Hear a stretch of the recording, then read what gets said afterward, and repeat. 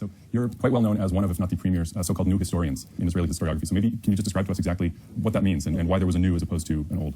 Okay, in the 1980s, a number of scholars began to look at new archival documentation, which was being opened mainly in Israel, but also in America and England. And on the basis of this documentation, we began to write a revised history of Israel, or at least of the 1948 war. And later, so I wrote a book on the refugee problem, and others wrote about Israeli-Jordanian relations in 1948. And we became known as the new historians. And our product was called the new historiography. Right, and if I understand correctly, so there was a significant difference in the narrative that came out of your work relative to the narrative that had dominated historiography prior to the work of your generation. So specifically with respect to, maybe we can start specifically with respect to the story of, as your first book focused on, the Palestinian refugee situation and basically what caused it. Okay. The new historians working in the 1980s and publishing books towards the end of the 1980s focused on the 1948 war, which was the first crucial Israeli-Arab war. And the previous generation of historians writing in the 50s, 60s, and 70s had basically given the official Zionist government line. And ours, based on documentation, was more critical, if you like, of the Israeli side, also of the Arab side, but mainly of the Israeli traditional narrative. My book had focused on the Palestinian refugee problem. It was called The Birth of the Palestinian Refugee Problem, 1947-49, which came out in 1988. And basically, it countered the traditional Zionist, but also the traditional Arab narrative of why about 700,000 Palestinians had been uprooted from their homes in 1948. The traditional Zionist explanation was the Arab leaders had asked them or told them to leave, or they left for no good reason. The documentation, which became available in the 80s, showed that they left basically under Israeli military pressure. Some were expelled, some were actually ordered by their own people to leave, but essentially they left as a result of the war itself and the pressure of Israeli and Zionist war-making and defeat. Right, so and since that time, again, if I'm characterizing it correctly, there's been considerable debate over how best to describe precisely what the policies or lack of policies were at the time that led to that eventual flight or expulsion, depending on the vocabulary you choose to describe it. So some within the group of scholars would identify the historians go so far as to call it an ethnic cleansing. Others have, there's been sort of a revisionist push against the new historian narrative saying that no, generally, I'm thinking of individuals like Ephraim Karsh and others who have said, no, the Arab leaders essentially did call on the Palestinians to flee in the hopes that the advancing Arab armies would push the Jews into the sea, which was sort of the standard Zionist line. How do you as an historian approach what really happened and how much intentionality there was at various stages in the process? What are the tools you use, and how have you come to the conclusions you've come to? Well, the tools an historian is supposed to use, and I use, is documentation. We look at documents, American, British, Israeli, United Nations. If there are some Arab documents available, and they're usually not available because Arab archives are all closed, we don't know what's there, nobody knows what's there. But essentially the documentation is the basis of the narrative which we produce, or the history we produce. And my reading of the documents, and I read millions of documents literally, showed that there was no Israeli master plan of expulsion as the Arabs in 48 and after 48 began to charge and have charged since. There was no master plan of expulsion. What happened was a result... Just 1 second, the dog's moving right. Oh, God. So the question was the tools that you use. Okay, I remember, yeah. Look, historians are supposed to base their historiography on documentation. And luckily, in the 1980s, Israel began to open, in line with the 30-year archival rule, it began to open its documentation, as did the Americans and the British, who also have similar declassification timetables. So these are state archives? These are state archives, but also private archives, kibbutz archives, municipal archives. They all began to really open their stuff in the 1980s. On the basis of this documentation, I arrived at the conclusion that there was no Israeli master plan, as the Arabs contended at the time and later, to expel the Arabs of Palestine. There was no such plan, there was no such policy. The cabinet did not decide, the Israeli cabinet did not decide to expel the Arabs, the Israeli general staff did not decide to expel the Arabs. There were no such decisions. But there was a general willingness to see the backs of the Arabs, because these were the Arabs who were waging war against the Jewish state, the establishment of the state, and later the state itself, once it had been established. So it's logical that the leaders didn't want many Arabs at the back of the armies then confronting the Arab states. The Arab states' armies had invaded Palestine in May 1948. The Arab population behind the lines, the Palestinians, were regarded as a fifth column of threat, and it was fairly natural to want to see them leave. And so I would say probably in many echelons of command, in the Haganah and the Israeli army, the Zionist militia, and then the Israeli army which emerged from it, there was a desire to see the backs of the Arabs, to see them leave. In some places there were expulsions, in other places there were no expulsions, which is why Israel has a large Arab minority population to this day. There was no consistent policy. On the part of the Arab states, there was no policy to get the Arabs to leave, but here and there were Arab armies who expelled Arab population or instructed them to leave various places. Arab leaders in Haifa, for example, told the Arab population in Haifa on the 22nd of April 48 to vacate the town. The Jordanian Arab Legion in various villages around Jerusalem told the population to evacuate. And there were lots of village leaders in the coastal plain especially who told their women and children to leave, even early in the struggle, already in December 47. So there was a mixture of reasons for people leaving. No policy on the Israeli side, no consistent policy on the Arab side, but there was a general trend for departure, for flight, because people don't want to be caught up in a war zone. It's also likely that the Arabs didn't expect to remain refugees. They expected to leave their towns and villages, sometimes to a place nearby initially, and come back once the Arab armies won the war, or once the United Nations forced the Israelis to take them back. That's what they expected. They ended up being refugees. So where did the narrative that, let's say the previous generation probably grew up with, where did it come from? Essentially this narrative that the Arab armies called by radio and other means on the Palestinian populace to get up and flee en masse so that the approaching armies could push the Jews into the sea. Where did that come from? It's not that clear how that official Israeli narrative emerged. What is clear is that in Haifa, the masses of Arabs left the town of Haifa, it was done on the instruction of their local leaders, and the Israeli intelligence and military seemed to have assumed that the order had come from outside, telling the local leaders to tell the population to leave. So, and if this happened in Haifa, perhaps there was a general call by Arab leaders. But the fact is that Israeli intelligence documentation, which is now now available, or was available since the 80s basically, or 90s, it shows that there were no such instructions by Arab leaders, Palestinian or other Arab leaders, to the general mass of population to leave. This didn't happen. There were no such orders, and the myth exists to this day, also taught in some Israeli schools perhaps, that the Arab leaders told the Arabs to leave. There is no basis for that. In fact, in early May 1948, one finds orders by Arab leaders for the population to stay put, not to leave. That's very interesting. So it seems like there would have to be some sort of concerted effort then, whether intentional or otherwise, perhaps some sort of psychological reason for how a narrative like that would come about if the evidence actually suggests the inverse. Well, people weren't necessarily, on the Israeli side, it wasn't that clear a bureaucracy, that organized a bureaucracy. People didn't really know what's going on. It was in the middle of a war. Later you can analyze the documentation and what people said and did and so on. But at the time they were busy fighting a war. Not too much attention was paid to why things are happening of this nature, which wasn't essential and also seen favorably by the Israeli side. Arabs are leaving, that's good. No fifth column, less Arabs the better and so on. That was the attitude. But it wasn't clearly thought out. It is true that at the end of November 1948, at the end of June 1948, Israeli intelligence, the Arab department in Israeli intelligence, did send out a man who was the head of the department, or the deputy head of the department, to find out why the Arabs were leaving. They couldn't understand, which in itself, incidentally, is proof that there was no master plan or organized expulsion. Israeli leaders asked the intelligence department to find out why the Arabs are leaving, and he wrote a 20-something page report about why the Arabs had left until the time he wrote the report, until June 1948. And he discovered that about 70% were leaving as a result of the war itself. Fear of war, fear of being hurt during the war, etc. A small percentage were leaving because of expulsions by Israeli troops. A small percentage were leaving because of orders or instructions or advice by their own leaders. And what's this person's name? Sasson,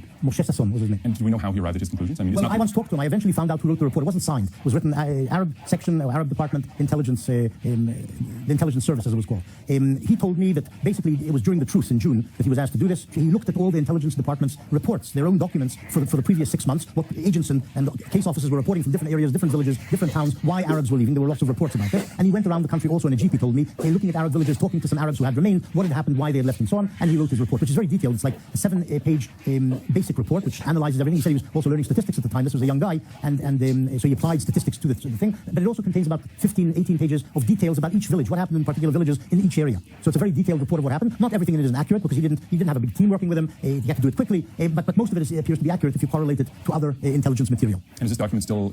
It's been made available to the public? The document has an interesting history.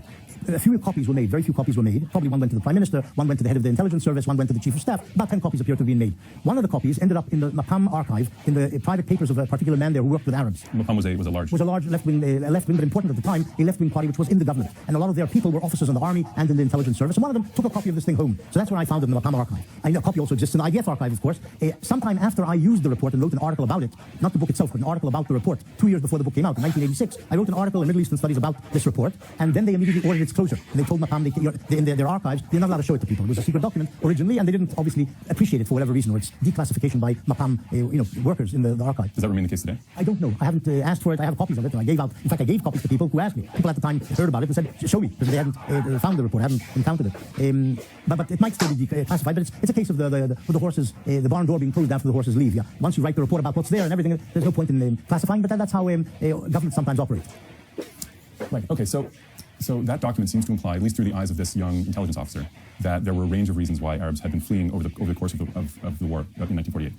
Except for one major reason, which accounted for 70% of the departure up to June 1948, which was about midway in the creation of the refugee problem. 70% left as a result of the war itself, of the fighting, the fear of what's going to happen to them and their villages and so on. So my understanding is that a lot of the contention lies in what exactly is entailed in that in the phrase or the thought during the war, in the context of the war, in the fog of the war, so to speak. Some people would argue that there was absolute intentionality, if not from the upper echelons, at least from specific units in Haganah or other forces, to actively expel Palestinians because there was some sort of at least unspoken plan or intent to rid Jewish areas of as many Arab citizens as possible, Arab would-be citizens as possible.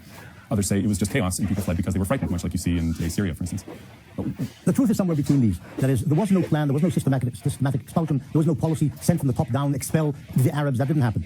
On the other hand, people didn't just flee. There were places where officers expelled and so on. The truth, incidentally, is that no officer of the Israeli army was ever tried for expelling Arabs, and no officer was ever tried for not expelling Arabs, because it wasn't policy. But from the top, it was understood from Ben Gurion down, but not everybody was complicit in this or party to this thinking. But from Ben Gurion down, most of the people after April 48, and it's important to stress the time, 5 months into the war began at the end of November 47. From the beginning of April onwards, I would say most of the officers and much of the civil command of the Jewish population in Palestine, later the State of Israel, was happy and interested in people leaving, but they understood they can't turn it into policy. Because Mapam would have objected, the left wing of the coalition government would have objected, it would have exploded in terms of internal politics, so they couldn't dictate or couldn't arrive at a policy, an agreed policy. Why would the far left of Mapam have objected? Because they had always wanted peace with the Arabs, even a binational state with Arabs. That was Mapam policy. down to November 1947. They wanted a binational Jewish-Arab state, one state. That was overturned, if you like, or undermined by the United Nations partition resolution. Well, if the world community says two states, we'll agree now to two states, not one unified binational state, but one Jewish state, one Arab state. So but they nonetheless were soft on the Arabs. They were soft on policy on the Arabs. They even supported, officially at least, the return of the Arab refugees once the war ended, which didn't turn into Israeli government policy at the end of the war. Essentially, it was against return of refugees. But Mapam still, in its party platform, talked about the return of the refugees at some point. As a nod to the far left wing of the party? Probably in some way, yes. But the far left of the party, as you call it, was half the party. It wasn't an extreme fringe group. The party was made up of two halves. One was Achdut Avodah people who were Marxists, but strong nationalists, strong Zionist nationalists. And the other half of the party was Hashomer Hatzair, which was Marxist, but not as strongly nationalist. And that half of the party, the Hashomer Hatzair party, was interested in a coexistence of some sort and the return of the refugees, for example, after the war. So the party didn't split on this, and they ended up agreeing that there should be a refugee return at the end of the war. But Ben-Gurion and his party, which was the main coalition party, Mapai, opposed the return, essentially. So they reached some sort of a formula in which, well, there could be a return as part, or a partial return, not a full return of refugees, but a partial return of refugees on the basis or as part of a full peace settlement. Short of a peace settlement, there would be no return. That was the policy from 48 on, essentially. Has remained, incidentally, the policy of Israeli government since then. No mass return of refugees. That's interesting. I actually hadn't known about the Mapam stance and the size of the size of the contingent, essentially. Well, they were very important. Mapam controlled a lot of the positions in the general staff. Yigal Allon, Galili, who was deputy defense minister, Yitzhak Sadeh, these were Mapam people. Some of them were even like the head of Givati, I can't remember his name, but the commander of the Givati brigade was Hashomer Hatzair Mapam. So they were very important, and they had two cabinet ministers who were also important. The agriculture minister and another guy, Ben Tovin Siesling. So they were important, and Mapam had 4 cabinet ministers. That was the proportions, 4 and 2. So they were very important in the coalition, and these 6 were the essence of the government. The government had 12 members, or 12 or 13 members. So they had a controlling interest in the government, really. These 6 plus 1 or 2 appendages. Right. Okay. So that issue, the corollary issue there of return and the policy about return is an important one. I'd like to get back to that. But before we go there, maybe we can. Let me add one more sentence. Sure. You asked about what the generals thought and the policy. It depended also on what different individual generals believed should happen. Generals and colonels, basically. And there were some generals who were interested in clearing the country of Arabs. Among them was Yigal Allon from the Achdut Avodah branch of Mapam. Yigal Allon, commander of Southern Front, the man who took Lida and Ramleh, were one of the biggest expulsion of the war occurred of Arabs in July 48. But there were other generals who were not interested in a mass expulsion, like Carmel, who commanded Northern Command, also incidentally from Mapam. But he didn't support expelling the Arabs, which is why, in some way, a large number of Arabs were named after 48 in the Galilee. He's one of the reasons. The fact that Moshe Carmel opposed expulsion, or seems to have opposed expulsion, or wasn't willing to go the whole hog. So you're saying that the pattern of expulsions and today the remnant Arab-Palestinian populations within the 48 borders is largely, or at least partially, an artifact of the particular views of individual generals during the course of the war? Because there was no policy. That's what I'm trying to say. Unlike what the Arabs believed, that there was a policy and systematic. It wasn't systematic. There was no policy. Generals did what they liked. Generals and colonels and majors, and nobody took them to task this way or that way. Because there was no policy. Before we take a step back in time, what do you, just on that note, what do you say to the argument that nonetheless there was a momentum in the Zionist movement from the very beginning? As soon as people like Haram came and saw, wait a minute, there's a whole other population here that our so-called national aspirations are going to come into direct conflict with. Right from that get-go, there was at least a tacit understanding that clearly something has to be done, quote unquote, about the non-Jewish population. So what do you say to the argument that it was at least a tacit? Okay, look, Zionism from the beginning hoped to turn all of Palestine into a Jewish state. And Palestine was inhabited mostly by Arabs, not by Jews. The proportion of Jews gradually rose as Jews arrived as immigrants. When you say Zionism, you're saying also half of the Mapam party felt differently. Well, Mapam was very small, and only Mapam came into existence only in the 1920s, basically. But the Zionists hoped that they would overcome the demographic disparity through mass Jewish immigration. That was the hope. And expelling Arabs, though there were some people in the Zionist movement, like Israel Zangwill, Herzl even referred to it in his diary in some place, that expulsion or transfer would ease the problem of Arab majority, Jewish minority. Most Zionists thought in terms of getting a majority through mass Jewish immigration. But there was an element also who supported transfer. On this issue of transfer versus expulsion, is one a euphemism for the other? They're more or less synonymous. The word transfer is simply a euphemism for expelling people. They hoped, most Zionists like Ben-Gurion hoped it could be done in agreement. The Arabs would get compensation and leave voluntarily and buy a piece of land somewhere else. But it meant getting the Arabs out, uprooting Arabs, or at least some of them. And this became a serious consideration in the 30s because the Arabs revolted in Palestine.